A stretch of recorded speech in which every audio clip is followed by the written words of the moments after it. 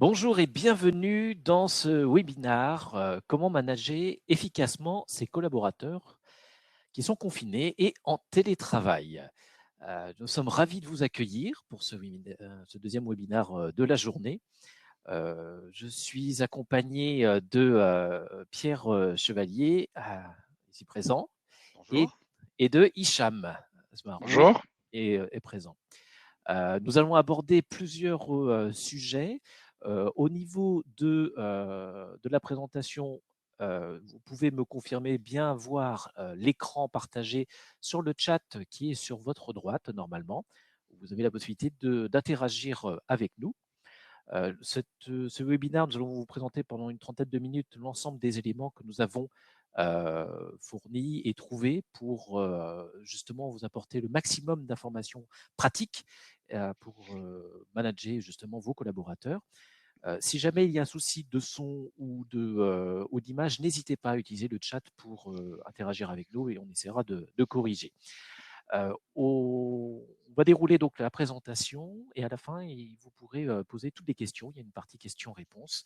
Il y a aussi cette partie questions-réponses derrière. Alors évidemment, il y a une remarque de Pascal. Donc c'est pour les collaborateurs et les collaboratrices aussi, évidemment. On va essayer d'être le plus clair possible à ce sujet. Alors, rentrons directement dans le cœur du sujet. Pierre et moi-même sommes les cofondateurs du cabinet RH Staff Lab et vous avez au niveau de Hicham qui est notre directeur de l'agence Paris Sud. Au niveau du son, est-ce que tout le monde nous entend aujourd'hui? Je vois que certains ont quelques petites difficultés. N'hésitez pas à utiliser voir les paramètres de votre PC s'il y a un problème au niveau du son ou à vous reconnecter. Parfois, ça remarche.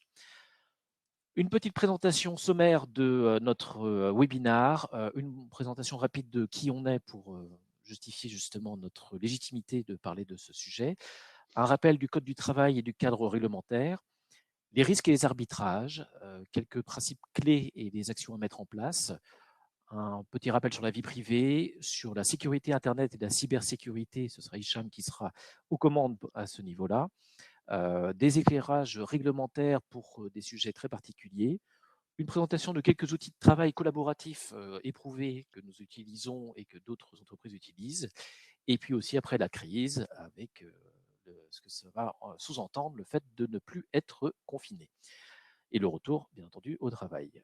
Les questions et une offre spéciale webinaire si vous restez avec nous jusqu'au bout.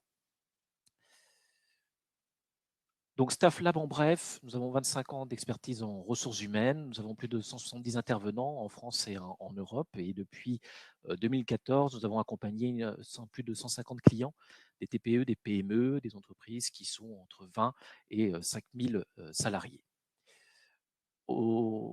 Notre croyance, c'est que la réussite et la stabilité d'une entreprise s'obtiennent en donnant les moyens à ses collaborateurs et collaboratrices d'atteindre l'excellence au quotidien. C'est pour ça que nous offrons une offre de services complète sur l'ensemble de la partie RH avec des audits, du conseil, la délégation d'experts RH dans les sites à raison de 1 jour par mois et jusqu'à du temps plein, du recrutement du RPO, c'est du recrutement qui est géré par des consultants qui sont sur site et qui se substituent donc à l'entreprise, l'administration du personnel et la paye et la formation sur mesure. Voilà, il fallait faire une petite présentation de notre société. Rentrons dans le cœur du sujet avec la stratégie du télétravail, avec Pierre qui prend le relais.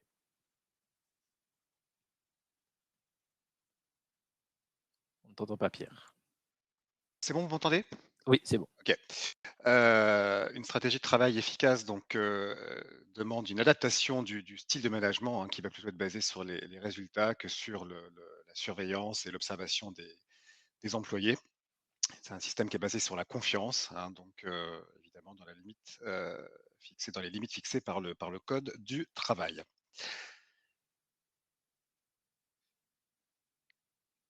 La slide suivante. Tu la vois, la slide suivante? Oui, absolument, merci.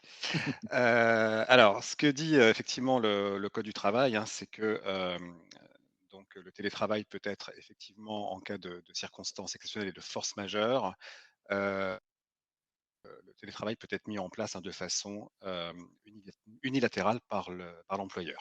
Voilà.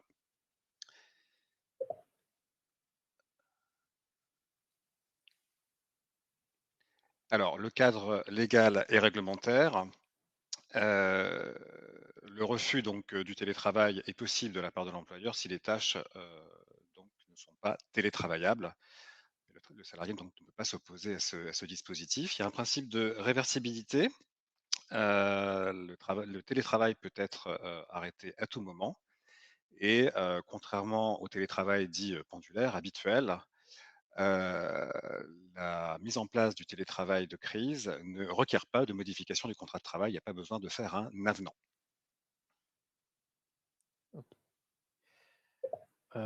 Alors, a priori, les personnes ne voient pas le slide.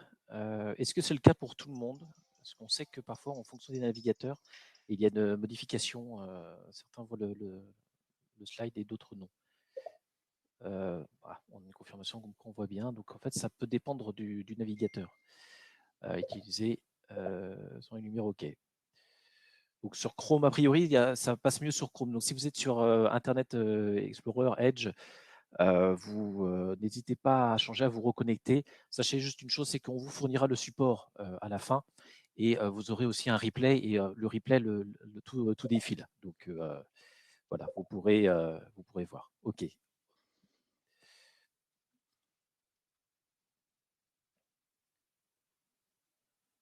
Pierre, Ouais, c'est bon, tu peux y aller. ça y est, je suis sur les risques liés au confinement et les arbitrages à faire. Ouais, j'ai pas la suite. OK, merci. Donc, un certain nombre de risques à prendre en compte dans la mise en place, du télétravail, dans le management du télétravail. Donc des risques, techniques et logistiques, hein, donc des risques, techniques, donc l'utilisation du matériel informatique, la sécurité, donc tout ça sera évoqué effectivement par, Hicham, tout à l'heure et puis, des sujets de logistique puisque bien évidemment tout le monde ne dispose pas du même environnement pour pouvoir, télétravailler de façon, sereine. Tout le monde n'a pas, surtout à Paris, un espace fermé pour pouvoir, travailler et être, au calme. On a aussi la vie de famille, qui, cohabite avec la vie professionnelle, hein, donc dans ces moments-là, donc ça peut être un petit peu difficile. Les risques managériaux, donc justement, on va vous en parler, hein. C'est quelles actions on met en place pour, sécuriser et pour optimiser effectivement, la réussite du télétravail. Des risques, organisationnels, bah, les rites habituels, l'organisation de l'entreprise est perturbée. Également en termes de performance, voilà, les capacités les possibilités de concentration, d'être focus sur une tâche, quand on est à la maison en télétravail avec un certain nombre d'éléments, périphériques, qui sont de nature à déconcentrer. Bon ça, c'est, pas forcément toujours, facile. Bien évidemment, des risques psychosociaux extrêmement, importants, dans cette, période, hein, surtout pour les personnes, qui vivent, effectivement, seules et puis, les risques de cohésion et de sentiment d'appartenance à l'entreprise. On en reparlera, tout à l'heure, hein, sur l'après-crise. Bah, qu'est-ce qui se passe finalement quand on est, coupé physiquement, voilà, de la vie d'équipe, de ses collaborateurs, de ses collègues pendant une période, de plusieurs semaines?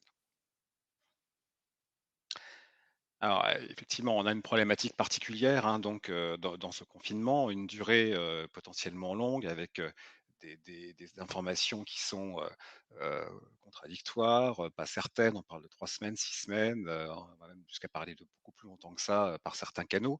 Donc à cela, s'associe effectivement, bah, le fait d'être confiné, effectivement, une inquiétude sanitaire, hein, la peur d'être malade, une inquiétude économique par rapport à la suite. Tout ça, génère effectivement un contexte extrêmement, anxiogène pour tout le monde. On a également donc les risques potentiels de confinement à répétition, hein. C'est quelque chose qui nous arrive maintenant, qui va avoir une fin, mais qui, puisque ça nous est arrivé, pourrait à nouveau, donc nous arriver.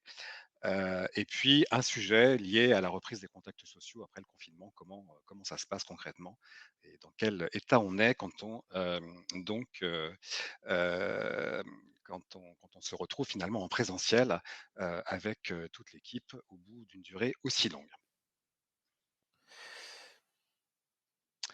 Alors, un certain nombre d'arbitrages qui vont devoir être faits, hein, donc, dans les entreprises, le périmètre des postes, éligibles, sachant que, ça peut évoluer au fil du temps. Il y a des postes qui, ne pouvaient pas forcément être, éligibles au télétravail, peut-être pour des questions, d'informatique ou de sécurité qui finalement peuvent le devenir.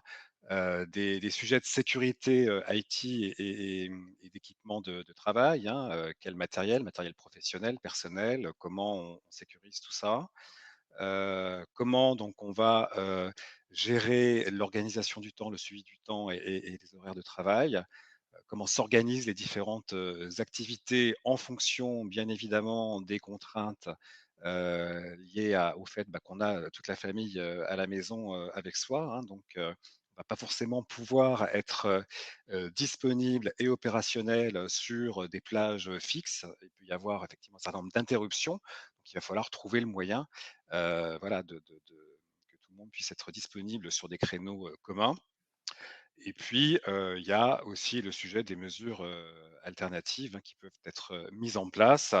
On va parler notamment, de l'arrêt de travail garde d'enfants, et donc des dispositions, heu, de chômage partiel qui ont donc, récemment été, assouplies dans la mise en œuvre. Alors 5 principes clés, en période, de crise qu'on voulait, vous rappeler. D'abord le télétravail, qu'il soit en crise ou pas, c'est pas un mode de travail dégradé. Il y a une continuité d'activité qui est bien, présente avec, des échéances et des objectifs qui sont conservés. Ce qu'on va, modifier, c'est peut-être en fait l'échéance au niveau de la date. Évidemment, cette période de confinement, provoque des situations où on ne va pas pouvoir forcément, gérer tous les projets en même temps et respecter forcément les deadlines. Une certaine souplesse peut continuer. L'erreur serait de croire: «Eh bien écoutez, on ne travaille plus pendant toute la période du confinement». Ce serait, un gros souci et évidemment l'activité doit continuer. Ensuite, il y a, un principe d'implication. Donc, il y a des projets, de fond, qui doivent continuer à avancer, des tâches qui continuent à exister et il y a des affaires courantes. Alors c'est vrai que l'actualité fait que cela peut énormément bouger. On pense surtout, bah, à tous ceux qui, sont la partie RH, qui se retrouvent avec des arrêts de travail, des, demandes de chômage partiel, qui sont actuellement en cours. Donc, il y a l'urgence à gérer mais l'urgence ne doit pas faire oublier les sujets importants et les dossiers importants. La proactivité, 3e principe clé, dire aux collaborateurs qu'ils doivent pouvoir vous remonter les difficultés rencontrées spontanément. Cela peut être, j'ai un problème avec mon matériel, j'ai un problème, pour pouvoir, être présent à des réunions dans un contexte où je vais pouvoir, interagir, de manière calme, j'ai des problèmes de débit. On peut avoir ce type de problème. Il est évident que, ce type d'information ne remontera que s'il y a une confiance côté manager et salarié. Je pense que vous avez tous vu un peu les vidéos, certaines sont humoristiques sur, les conditions, délicates que peuvent avoir certaines personnes à être en télétravail. Heu, il y a de nombreux témoignages de personnes qui doivent gérer, justement les enfants, on pense à eux puisque c'est un peu délicat avec des enfants en bas âge, de faire, l'école à la maison et de pouvoir en même temps, répondre, être présent à des réunions. Donc, une plus grande empathie est nécessaire et faire aussi en sorte que, bah, le salarié puisse, le collaborateur ou la collaboratrice puisse s'exprimer auprès du manager pour dire: «Bah, là, ça, c'est un petit peu compliqué» ou alors: «J'ai besoin d'un aménagement de nos points de rencontre, au niveau des réunions». La disponibilité, on travaille aux horaires habituels. Ça, c'est un principe clé. Le télétravail, on le sait très bien. On travaille beaucoup plus en télétravail, mais le risque, c'est que vous ayez des collaborateurs, des collaboratrices qui vont travailler de manière extrêmement intensive sur 3 jours. Du lundi au mercredi, ils vont travailler de 7 heures à 22 heures et le jeudi, le vendredi, ils sont complètement, pardonnez-moi l'expression, complètement cuits, ils sont crevés et ils n'arrivent plus du tout à faire le delivery. Tout simplement parce que, on a une tendance à oublier que lorsqu'on est en face de son écran chez soi, eh bien, on n'a pas les pauses avec des collaborateurs qui viennent, Donc rappeler, il y a des horaires, il y a des débuts, des dates de fin, il y a des pauses qui sont à respecter. Cela permet déjà dans le télétravail de donner un état de confort pour l'ensemble des collaborateurs. 9 actions donc à mettre en place. Déjà, la première, rappeler les règles sanitaires. On est sur un sujet de santé publique. On a vu que lorsqu'on est passé sur avant le confinement, qu'il y avait une alerte et une communication à faire auprès de l'ensemble des collaborateurs sur les gestes barrières. Il y aura peut-être d'autres règles sanitaires qui vont apparaître ensuite, parce que la sortie du confinement, il y a peu de probabilité qu'on sorte d'un seul coup du jour au lendemain et l'école recommence, les restaurants et tout. Il y aura encore d'autres éléments à mettre en place. L'employeur est tenu d'informer ses salariés de l'ensemble de ces règles sanitaires. La charte du télétravail, c'est une bonne chose parce qu'il y a les droits et les devoirs. On pense souvent aux droits, je suis au télétravail, est-ce que j'ai le droit de faire ceci, j'ai le droit de faire cela, mais il y a aussi un devoir et un devoir de respect de chacun dans son mode de collaboration. Une charte du télétravail peut donner des bonnes directives à tout le monde dans un contexte où on va tous y adhérer beaucoup plus facilement. Mettre en place un baromètre social et un troisième point que Pierre abordera plus en détail ensuite, c'est fondamental. Les rituels managériaux afin de favoriser les échanges vidéo. Alors, certains ne sont pas forcément très à l'aise avec les outils vidéo. C'est normal, il faut pouvoir s'adapter. Il y a parfois une petite fracture technologique qui peut apparaître suivant les personnes. Donc, se donner un petit temps de compréhension et de latence. Mais c'est pour le mieux derrière, lorsqu'il y aura le télétravail qui reviendra, bien entendu, mais pas forcément dans un contexte de crise, les personnes seront beaucoup plus à l'aise pour travailler dans ce cadre-là. Communiquer régulièrement dans un climat d'échange convivial, c'est la cinquième partie. Beaucoup d'empathie. On le répète une nouvelle fois, c'est compliqué d'être enfermé entre quatre murs lorsqu'on est dans un studio à 15 mètres carrés. C'est compliqué lorsqu'on est dans une grande maison, mais on a des enfants autour de soi. C'est compliqué pour tout le monde. Personne ne vit cette situation forcément de manière extrêmement bien. Le fait de laisser toujours présent au sein de l'entreprise un état et un climat agréable où on peut oublier l'actualité quotidienne, les contextes et les problématiques, échanger comme on échange au niveau du travail, parler du travail et aussi d'autres sujets qui nous plaisent, c'est fondamental pour laisser un état d'esprit positif au sein de l'entreprise. Les points RH et avec les managers vont permettre d'identifier les risques psychosociaux qui sont potentiels et idéalement, il faut mettre en place une astreinte puisqu'il va y avoir un support psychologique. Vous avez un collaborateur qui répond de moins en moins, qui ne participe de moins en moins aux réunions. Euh, Vous devez prendre les devants. N'attendez pas d'être dans une situation où il y a une disparition à ce moment-là. Il y a c'est peut-être quelqu'un qui a un membre de sa famille qui est atteint du coronavirus. Vous devez prendre les devants en tant que patron, que employeur, que manager, et favoriser la libre parole. En 8, les formations contextuelles. On est dans l'occasion de mettre en place des formations de comment animer une réunion à distance, comment faire un entretien de recrutement à distance, un entretien d'évaluation, de recadrage. C'est l'occasion, vous pouvez en profiter. N'hésitez pas à le mettre en place. Et enfin, restez très clair sur les objectifs qui doivent être régulièrement rappelés, parce que si on a des objectifs clairs, des livrables avec des échéances qui sont tenables, eh bien tout le monde sera serein à ce moment-là.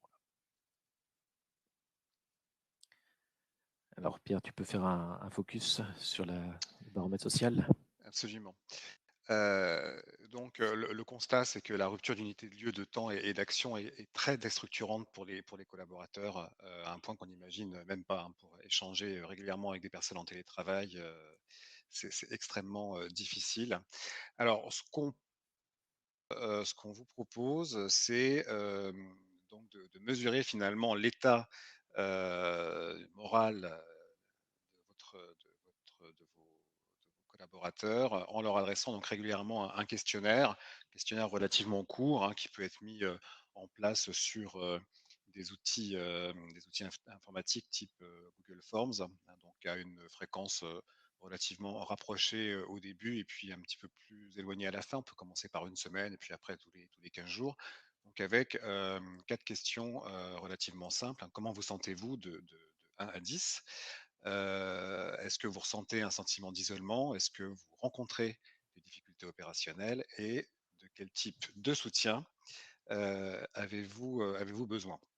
Donc, l'analyse des réponses des collaborateurs vous permettra derrière de pouvoir adapter les plans d'action, mettre en place donc des actions complémentaires pour pouvoir effectivement faire en sorte que les équipes se sentent mieux. Voilà. En ce qui concerne les réunions à distance, on vous conseille vraiment de mettre en place des rituels managériaux, donc à jour et horaire fixe, en visioconférence, hein, où on essaye d'être ponctuel. C'est extrêmement important. Nous, on le fait chez StaffLab, hein, depuis le début du confinement. Voilà, se retrouver tous les matins, prendre notre café ensemble, même si c'est virtuel, pour échanger sur voilà, le moral de chacun et puis derrière traiter les différents sujets. C'est extrêmement rassurant et utile en matière de cohésion d'équipe et de maintien du lien. Donc les mêmes équipes, les mêmes règles effectivement sont à appliquer pour les réunions d'équipe, les réunions projet, hein, donc sur le même modèle, sur le modèle de la visioconférence, qui est vraiment à privilégier, hein. C'est important de se voir et on respecte les règles de planification habituelles, hein. Donc on envoie des invitations Outlook pour que chacun puisse s'organiser pour bloquer le créneau dans l'agenda. Comme on l'a dit tout à l'heure, ça peut être plus difficile qu'en présentiel de trouver des créneaux où tout le monde est vraiment disponible et peut être présent donc à ces réunions. De façon globale, on va favoriser l'utilisation de la messagerie instantanée pour communiquer, hein, avec les outils type Slack, Messenger, pourquoi pas WhatsApp, hein, pour envoyer un message. Et par contre, on va réserver l'usage du téléphone aux échanges courts et en cas d'urgence, hein. Donc, comme on l'a dit tout à l'heure, les personnes donc, sont avec la famille, les enfants, le conjoint, et on essaye d'avoir des interactions qui soient, quand elles ne sont pas prévues, le moins intrusives possible. Alors, petit rappel sur la vie privée, on fixe vraiment avec le salarié des plages horaires durant lesquelles il peut être contacté. On est dans une situation exceptionnelle, mais après, c'est un principe, hein, qui doit rester. Des entreprises ont décidé que tout le monde pouvait être contacté entre 10h et midi et 14h et 16h afin que tout le monde puisse s'organiser et continuer à faire avancer les projets. Si on imagine que chacun va travailler quand il a envie, on va avoir une désorganisation qui va apparaître rapidement. Bien entendu, ces plages horaires permettent aussi aux collaborateurs et aux collaboratrices d'organiser l'espace dans lequel ils vont travailler. S'il y a justement des enfants qui peuvent débarquer, au moins il y a peu des organisations qui peuvent se faire. Et cela permet aussi d'être plus confort pour chacun. Bien entendu, avec des vidéos, et comme vous pouvez le voir, nous aussi, on est ou chez nous au bureau, et vous pouvez voir l'arrière, hein, de ce qui se passe. Donc, et ça va être important que chacun se sente à l'aise de pouvoir s'exprimer, pas se dire, ben voilà, on va voir mon intérieur, on va commencer à me faire des commentaires. Il y a des moyens et des outils de surveillance qui existent. Il faut savoir que c'est possible. L'employeur est tenu de surveiller les horaires de travail de l'ensemble de ses salariés. C'est son obligation légale. Maintenant, il faut qu'il soit pertinent, cet outil. Est-ce qu'il est proportionné à l'objectif poursuivi? Certains ont besoin d'être en interaction et de se voir en permanence, c'est fondamental. D'autres non. Dans tous les cas, le salarié, un, doit en avoir connaissance, et deux, surtout le CSE, d'avoir été consulté au préalable. Si vous ne l'avez jamais mis en place et si ce n'est pas quelque chose que vous avez déjà d'existant, ne commencez pas à le mettre maintenant. C'est peut-être pas le meilleur moment, puisque le temps de mettre l'outil en place, consulter le CSE, faire les tests et tout, on sera déjà sorti du confinement sans aucun doute. Alors, sur la partie sécurité Internet et cybersécurité, on va laisser notre expert Hicham en parler. En effet, merci Jonathan. On arrive à un point crucial, surtout pendant ces moments de confinement, où tout le monde utilise des appareils personnels, professionnels, et puis il y a le fait de mélanger entre les deux parfois, et donc la vigilance est de mise. Nous avons chez StaffLab réfléchi à des bonnes pratiques qui permettront à tous d'être vigilants, de faire attention. En fait, alors sur la sécurité Internet, il y a une chose très importante au départ, telle que conseillé par les experts en sécurité, il faut changer tout d'abord son mot de passe Wi-Fi de la maison. Il faut le changer tout simplement, il faut le changer et le mettre un mot de passe renforcé avec des caractères spéciaux, des lettres et des chiffres, des capitales, des lettres en capital, etc. Et donc, comme l'ANSSI, l'agence de la sécurité des systèmes d'information, l'agence nationale en fait de l'État, le préconise pour les utilisateurs normaux, donc 12 caractères minimum sur le mot de passe et 14 pour les administrateurs, ceux qui ont la main sur leur poste de travail. Alors, donc parmi ces règles-là simples, je réserve donc mes consultations Internet à usage strictement professionnel. Donc, si j'ai des consultations personnelles à faire, il vaut mieux que je les fasse depuis mon ordinateur portable personnel ou mon téléphone personnel, smartphone, etc., ou tablette. Et je garde vraiment l'ordinateur professionnel pour l'usage professionnel. Donc, j'évite de télécharger des fichiers lourds et j'évite les accès aux espaces de stockage personnels, donc Google Drive, Dropbox, etc. Donc, il faut éviter, surtout en ce moment, surtout pour les usages professionnels. Il ne faut pas jouer avec ça. Ensuite, je sauvegarde mes données régulièrement et il vaut mieux utiliser un disque dur externe avec une grande capacité ou une clé USB. Et il vaut mieux avoir 2 ou 3 donc, outils de stockage de données. Si jamais il y a un incident qui arrive, on a toujours une copie qui existe et qui peut éventuellement pour reprendre le relais. Donc j'évite de manipuler les données confidentielles, surtout que si l'on travaille pour le client, même quand on travaille pour l'entreprise elle-même.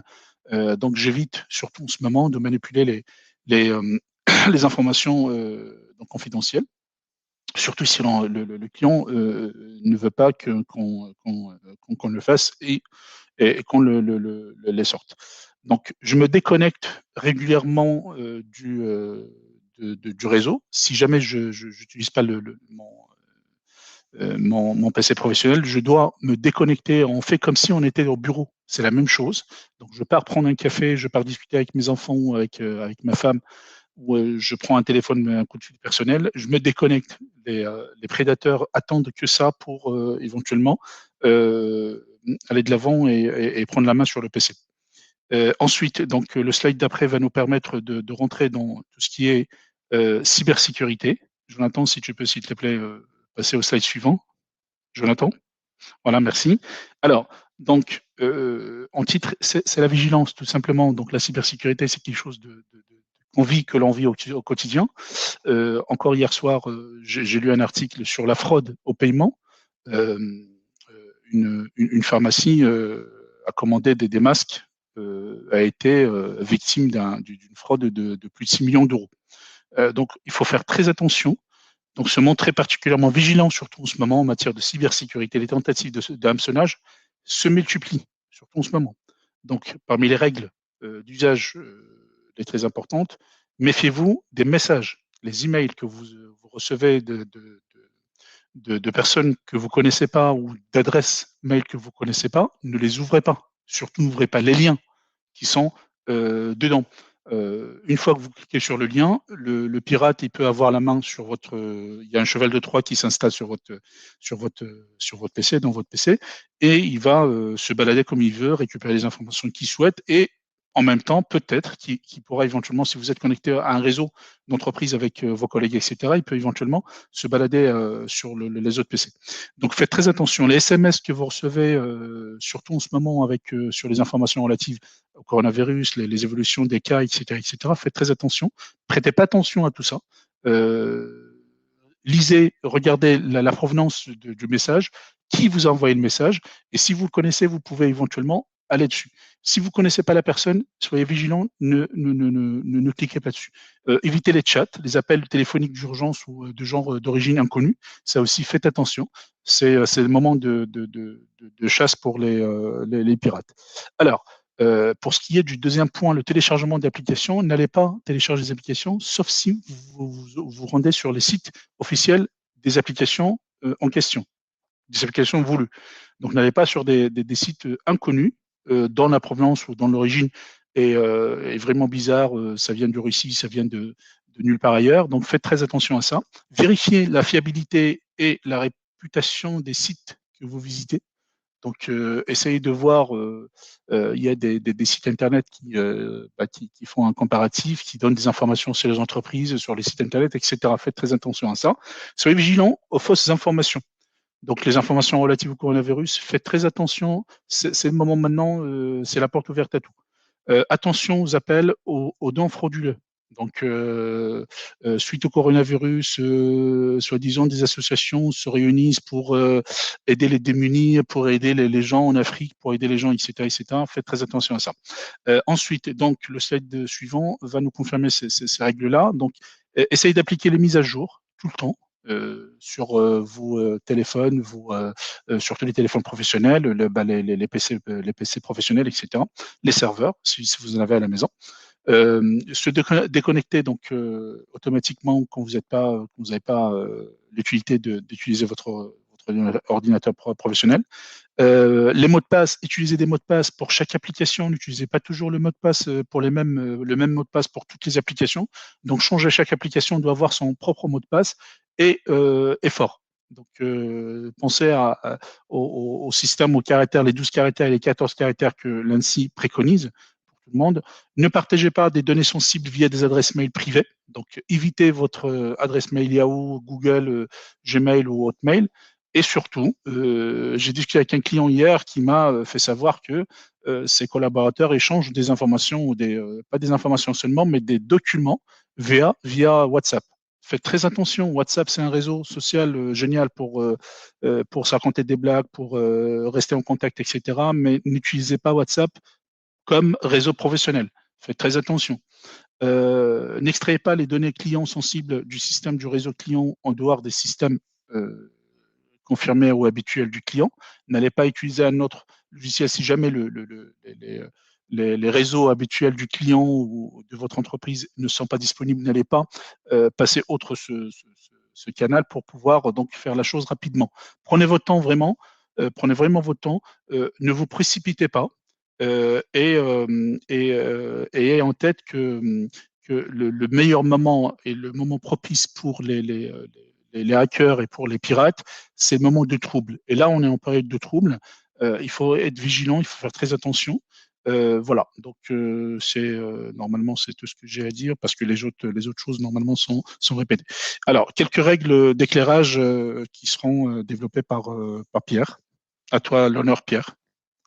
Merci Hicham. Concernant donc les congés payés donc RTT qui ont été posés avant la période de confinement et qui doivent être pris pendant la période de confinement. Donc, si le collaborateur souhaite effectivement donc les reporter, donc c'est au choix de l'employeur d'accepter ou non. La règle habituelle du solde des congés de l'année N-1, donc avant le 31 mai, reste valable. Et donc, l'employeur peut aujourd'hui imposer jusqu'à 6 jours ouvrables ou 5 jours ouvrés de prise de congé, donc après information auprès du CSE ou bien information auprès des salariés quand il n'y a pas de CSE. Sur les sujets santé et sécurité, donc si un télétravailleur est victime d'un accident de travail sur le temps de travail, donc effectivement on a une présomption d'accident de travail avec une déclaration habituelle à faire à la sécurité sociale. Et autre élément important, le document unique d'évaluation des risques professionnels doit être mis à jour de façon rigoureuse avec tous les risques identifiés, les moyens de prévention et la personne donc en charge de la mise en œuvre du plan de prévention. Alors, quelques outils de travail collaboratif qu'on veut vous partager. Je suis sûr que vous en connaissez certains, pas forcément tous les autres. Teams, ça fait partie du package de la suite Office 365. Vous pouvez organiser des vidéos, des meetings, partager des fichiers en toute sécurité sur cet outil et gérer aussi les agendas et valider que tout le monde est disponible. Monday.com, qui est un outil de gestion de projet des activités. Peut-être avez-vous vu un peu de publicité. C'est un outil que nous utilisons chez StaffLab depuis 3 ans avec succès auprès de l'ensemble de nos RH Notes et de nos clients. Et il a la vertu d'être complètement customisable et de s'adapter et de donner vraiment une visibilité sur l'ensemble des projets en temps réel d'une manière extrêmement ergonomique. Slack est un outil de communication réseau social qui permet un travail collaboratif en messagerie instantanée, d'échanger des fichiers. C'est gratuit, vous pouvez l'utiliser. Il y a une version payante, bien entendu, si vous voulez plus de fonctions. Trello est un outil qui permet de gérer des tâches et des activités sous forme de tableau. Donc, c'est une autre représentation. On ne travaille pas forcément tous en mode projet avec du début à la fin. On peut travailler suivant un autre mode. Trello le permet. Cet outil est effectivement extrêmement pratique et gratuit aussi. On a parlé de WhatsApp. Alors, WhatsApp pour les appels vidéo, pour la communication entre collègues, tant qu'on reste dans un cadre qui est pas forcément au niveau professionnel. On parlait justement de ne pas partager des fichiers. On se rappelle quand même un outil qui est gratuit, qui permet de communiquer avec la Terre entière, a quand même des intérêts. Et vous savez très bien qu'il y a une récupération des données. Il suffit qu'après, vous ayez parlé de quoi que ce soit sur WhatsApp. Vous pouvez vous retrouver sur les réseaux sociaux tels que Facebook et avoir des publicités qui soient ciblées. Voilà, c'est normal, ils gagnent leur vie avec ce moyen-là. Et par rapport au baromètre social, on parle de Supermood qui nous a plu, qui est un outil qui permet d'envoyer régulièrement des emails auprès de vos salariés pour s'assurer qu'ils sont en accord, bien, en bonne situation, ou alors leur demander de faire un retour sur ce qu'ils attendent de votre part. C'est important, évidemment, on ne peut pas fonctionner qu'en top-down, avoir aussi de temps en temps du retour de la part de nos collaborateurs, c'est important. On tient à préciser qu'on n'a aucune part d'action dans ces outils et que ce sont simplement des outils que nous utilisons et qui nous ont convenu. Vous en avez peut-être d'autres. N'hésitez pas à en partager et les partager sur le chat si vous pensez à d'autres outils. Alors, les pensées positives pour faire face au confinement, parce qu'on veut terminer ce webinaire avec des pensées positives. Pierre? Alors, effectivement, quelques positives et aidantes en cette période de confinement. La première, c'est voilà, cette introspection va me permettre d'accéder à une autre partie de moi, le fait d'être effectivement seul ou pas, mais en tout cas voilà, dans un environnement confiné, voilà, peut aider, favoriser la réflexion, la prise de conscience, la prise de décision aussi, hein, donc sur des sujets personnels ou professionnels. Donc ça, c'est extrêmement important. Le deuxième point, c'est que bah, voilà, nous sommes tous dans la même situation, hein. Je ne sais pas, on n'est pas dans un cas, isolé. Ça, c'est aussi important. Et voilà, je me laisse le temps de m'adapter en étant tolérant avec moi-même.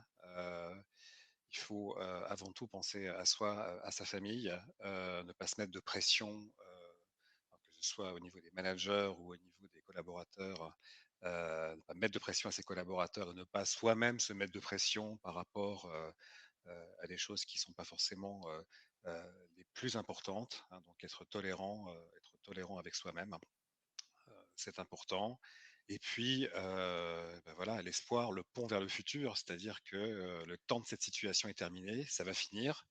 Et puis, bah, penser à l'après, penser à ce que l'on va faire, à ce que l'on va organiser, à ce qu'on va pouvoir passer comme bon temps avec ses proches, et aussi dans un cadre professionnel. Alors justement, c'est une bonne transition sur tous les sujets auxquels on peut potentiellement être confronté après la crise, hein, levée du confinement, reprise des activités professionnelles, sociales. Euh, Qu'est-ce qui va pouvoir se passer? Alors, on peut avoir une augmentation ou une diminution des demandes de télétravail, augmentation des demandes de télétravail pour les personnes qui n'étaient pas en télétravail et qui finalement auront pu s'apercevoir que ce mode de fonctionnement voilà, était tout à fait efficace, voire plus efficace. ou une diminution des personnes qui auront très très mal vécu cette période et qui du coup eh bien, préféreront revenir en présentiel. Autre point, donc des collaborateurs qui n'ont pas forcément apporté la preuve de leur autonomie. On ne parle pas de performance, hein, on est dans une situation particulière, on parle d'autonomie, de capacité à s'autogérer et voilà, de respecter un certain nombre de règles et d'être voilà, présent malgré tout au travail en produisant. Il y a des personnes qui n'ont pas fait n'ont pas réussi donc dans cette situation et qui vont malgré tout pouvoir demander à leur manager donc de continuer en télétravail. Une situation qu'il va falloir gérer. Des demandes également de rupture conventionnelle. Hein. On parlait de ce moment d'introspection hein, qui pouvait voilà, nous amener à prendre des décisions, à des prises de conscience aussi. Certains collaborateurs vont pouvoir prendre la décision aussi de faire autre chose, de quitter l'entreprise. Donc ça, on peut aussi s'y attendre.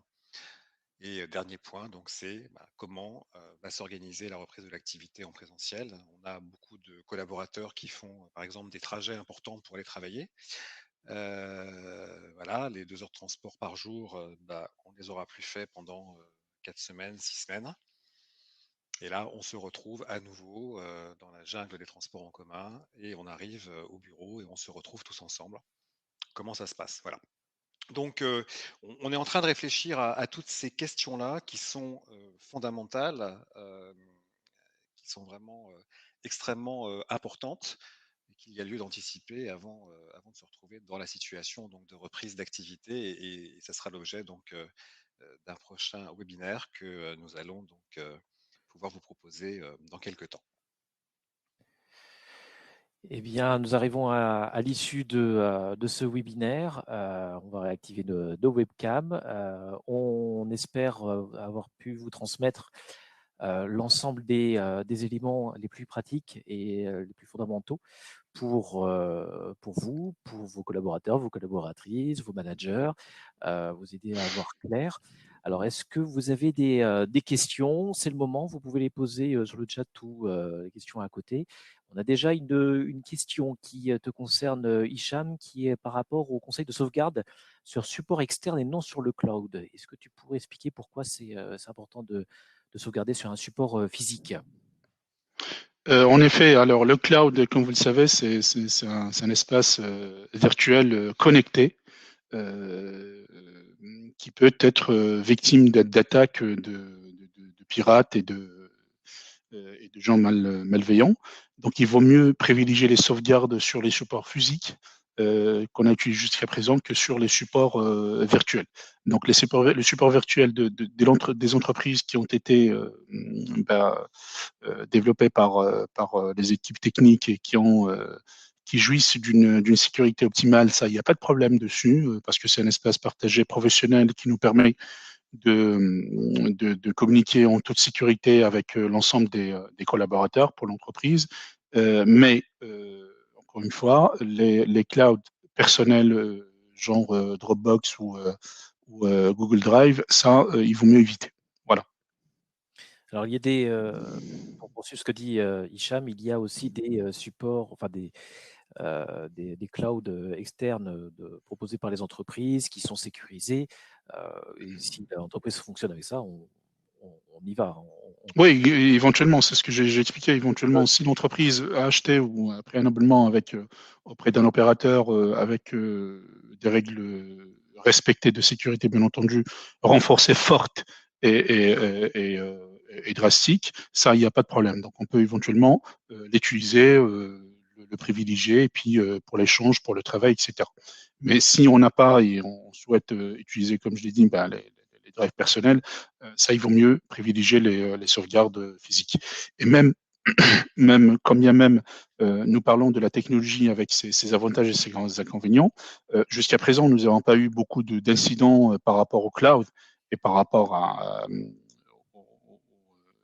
au risque qu'il peut éventuellement représenter, même si la sécurité nous a parlé de beaucoup d'incidents avec des opérateurs assez importants comme comme Google, comme Facebook, etc. Donc, soyez vigilants, restez très vigilants par rapport à ça. Les sauvegardes physiques vont toujours nous servir. Gardez-les, même si c'est traditionnel, ça prend un peu d'espace parfois et c'est lourd à transporter. Ne vous en séparez pas. Ça va servir. De toute façon, il y a toujours des limites à la technologie, ne l'oubliez pas. Il y a toujours des inconvénients ou des avantages. On avance dans la technologie. Il y a aussi les pirates qui avancent de leur côté avec comme nous, en fait, les opérateurs importants comme Capgemini, IBM, Accenture, etc., font beaucoup de recherche-développement sur tout ce qui est cloud, sécurisation de cloud et sécurité opérationnelle et puis physique des composants du matériel. Les pirates derrière font tout ce qu'ils peuvent pour casser ces privilèges, casser ces sécurités, et puis aller chercher l'information, la vendre sur le marché noir ou l'exploiter de manière très mauvaise. Voilà, donc gardez en tête ça, utilisez le cloud sur entreprise qui est sécurisé, tamponné, certifié sécurisé, évitez les clouds personnels et puis gardez toujours la sauvegarde aussi côté disque dur externe. Voilà. Okay. Merci Hicham. Alors on a une question de Céline sur qui demande il fallait prévoir un accord d'entreprise pour pouvoir imposer les congés payés ou les RTT. Est-ce qu'une simple consultation du CSE suffit? Est-ce que Pierre, tu veux apporter Absolument. une lumière? Donc, simple consultation suffit, hein. Donc, il n'y a pas besoin d'un accord d'entreprise. Consultation du CSE quand il y a un CSE. Quand il n'y a pas de CSE, c'est consultation donc des salariés. Voilà. Okay. Donc effectivement, il faut simplement auprès des collaborateurs, mais il faudra quand même informer le CSE dessus pour pouvoir le mettre en place. Une question d'Aline sur des collaborateurs qui sont actuellement en chômage partiel. Est-ce que durant cette phase, on peut leur envoyer un questionnaire de type baromètre social? Alors, c'est une question effectivement inédite. Après, le chômage partiel, déjà par définition, n'est pas une période de congé. Ce n'est pas du congé, le chômage partiel. Et il peut s'arrêter à tout moment s'il y a la possibilité de reprendre l'activité. La première avis, peut-être un autre avis, Pierre, dessus. Moi, je dirais oui, on peut leur envoyer. Après, s'attendre à ce qu'ils y répondent, c'est autre chose. C'est-à-dire que rien ne nous Ouais. empêche de l'envoyer. Par contre, leur demander, vous n'avez pas répondu, ou demander des comptes parce qu'ils n'ont pas répondu, ce sera beaucoup plus délicat, surtout s'ils n'ont pas accès à leur messagerie professionnelle. Le fait de le proposer, parce que le chômage partiel, c'est pas forcément que du temps plein, hein, ça peut être simplement quelques heures par semaine qui sont en fait en chômage. Ça peut être une bonne chose pour montrer que on s'intéresse à ses collaborateurs et on veut s'assurer que tout va bien pour eux. Donc moi, je dirais que rien ne n'empêche tant que ça reste c'est fait avec bienveillance et c'est vraiment pour prendre le moral des troupes.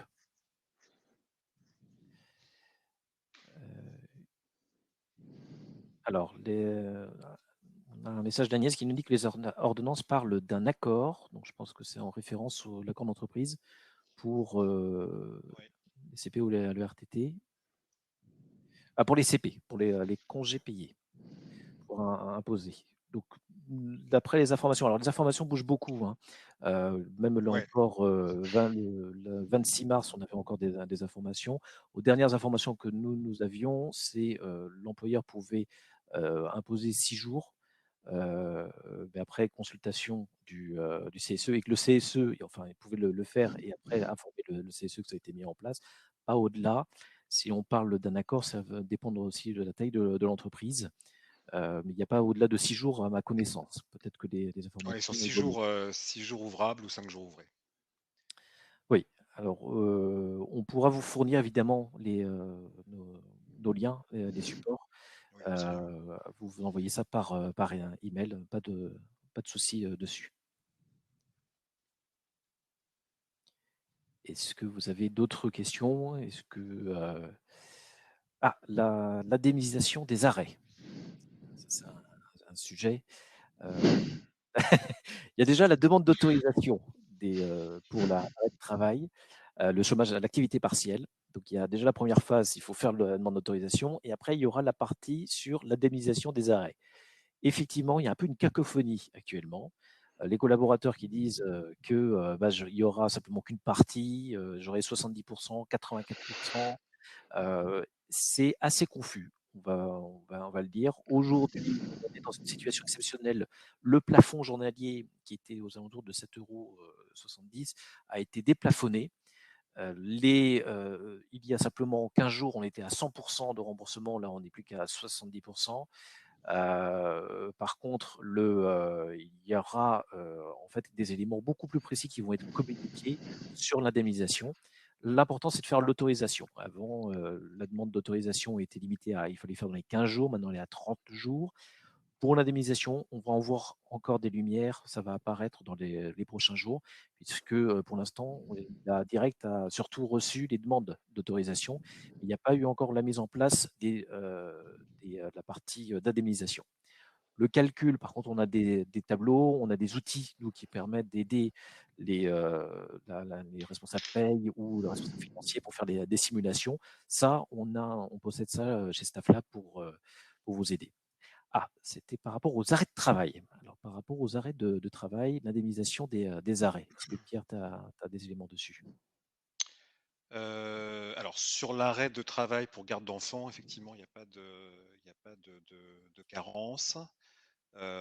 Après, on est sur le modèle,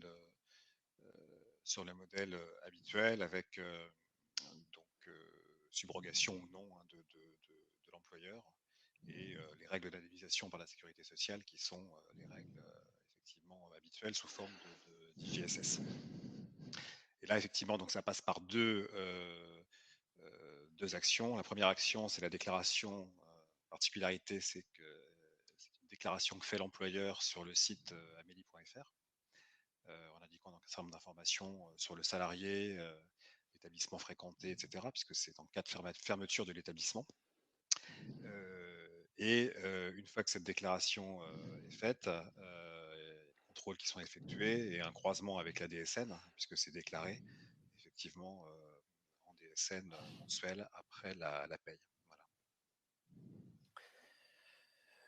Bien, alors petite précision, on vous offre quelque chose, c'est-à-dire 30 minutes de consulting offertes par téléphone ou visioconférence, puisqu'on a les outils pour ça, qui est adapté à votre entreprise. Là, nous avons parlé de l'ensemble des éléments à mettre en place par rapport aux bonnes pratiques.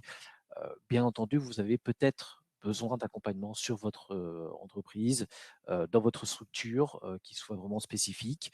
On est là à vos côtés dans cette période particulière. Il vous suffit simplement de nous appeler sur notre numéro de téléphone vers le 0805 950 900 ou nous envoyer un message sur notre formulaire de contact qui s'appelle stafflab.io/contact, le code webinaire, et nous reprendrons contact avec vous au meilleur moment qui vous convient. Bien entendu, ce webinaire sera accessible en replay. Nous le diffuserons sur notre chaîne YouTube.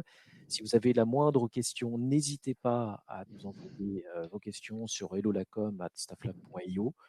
Nous serons ravis d'y répondre. Nous serons ravis d'être avec vous aussi, et nous espérons vous revoir à un prochain webinaire dédié justement aux meilleures pratiques pour pouvoir atteindre l'excellence dans son travail pour l'ensemble des salariés d'une entreprise. Merci à vous. À très bientôt. Merci. Merci. Au revoir.